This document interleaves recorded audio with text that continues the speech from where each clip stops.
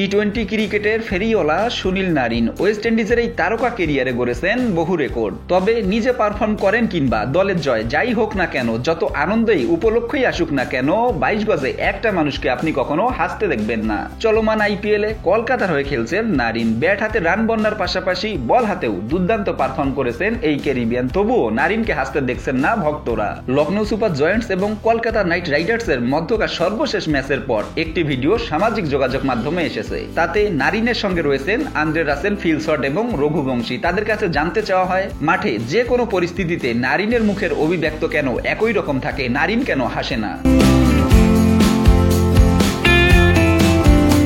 সুনীল নারিনের বন্ধু এবং কলকাতার আরেক ক্যারিবিয়ান অলরাউন্ডার আন্দ্রে রাসেল বলেছেন, নারিনের 500 ম্যাচ খেলা হয়ে গেছে, একজন এত ম্যাচ খেললে খুব সহজে উত্তেজিত হয় না। নারিনের ক্ষেত্রেও বিষয়টা তাই। তবে রাসেলের এই যুক্তি মানতে নারাজ কলকাতার তরুণ ব্যাটার রঘুবংশী। তিনি জানিয়েছেন, ড্রেসিং রুমে প্রচুর হাসি ঠাট্টা করেন নারিন। তিনি বলেন, ডাগ আউটে নারিন প্রচুর হাসে, আমাদের মজার মজার জোক শোনায়, শুধু মাঠেই একটু শান্ত থাকে, আপনারা সেটা সবাই দেখেন। আমাদের কাছে নারিন একজন কিংবদন্তি, যে একজন দুর্দান্ত ব্যাটার এবং দুর্দান্ত বলার। নারিনের ওপেনিং সঙ্গী সল্টো কথা বলেছেন, তাকে নিয়ে ইংল্যান্ডের এই উইকেট রক্ষক ব্যাটার বলেছেন, নারিনের একটা মান রয়েছে, ভীষণ ঠান্ডা মাথা, সে ক্রিকেট ছাড়া কিছু বোঝে না, ও এমন একজন যার মধ্যে আমরা দুজন ক্রিকেটারকে খুঁজে পাই।